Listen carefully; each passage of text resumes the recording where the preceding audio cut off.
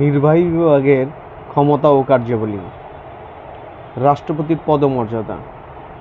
পদমর্যাদায় রাষ্ট্রপতি সবার উপরে।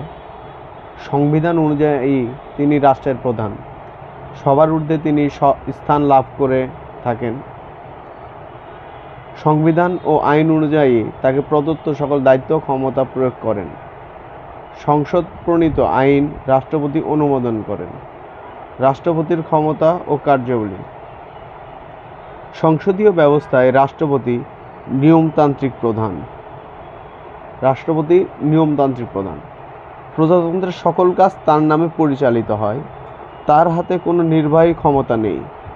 দেশের সরকার গঠন, শাসন পরিচালনা, আইন প্রণয়ন এবং অর্থ ও বিচার, প্রতিরক্ষা ও কূটনীতি বিষয়ে গুরুত্বপূর্ণ কাজ তিনি সম্পাদন করেন। রাষ্ট্র কার্যাবলী মধ্যে রয়েছে প্রধানমন্ত্রী নিয়োগ। সংসদ নির্বাচনের পরে রাষ্ট্রপতি সংখ্যাগরিষ্ঠ দলের আস্থাভাজন নেতাকে প্রধানমন্ত্রী হিসাবে নিয়োগদান করে থাকেন। আমরা জানি প্রধানমন্ত্রী তার পছন্দ মতো মন্ত্রীদের নিয়ে সরকার গঠন করেন, এটাও আমরা জানি।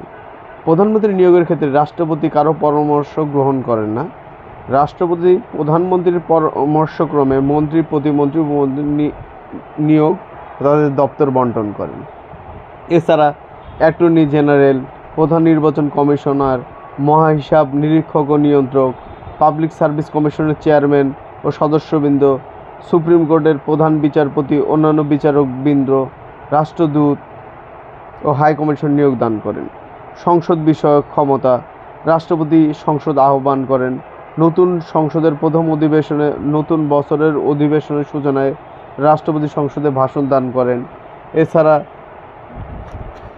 রাষ্ট্রপতির রয়েছে অধ্যাদেশ জারির ক্ষমতা, প্রধান বিচারপতি নিয়োগ ও বিচার সংক্রান্ত কাজ, ক্ষমা প্রদর্শনের ক্ষমতা, অর্থ সংক্রান্ত ক্ষমতা ও কাজ রয়েছে, প্রতিরক্ষা সংক্রান্ত কাজ করে থাকেন।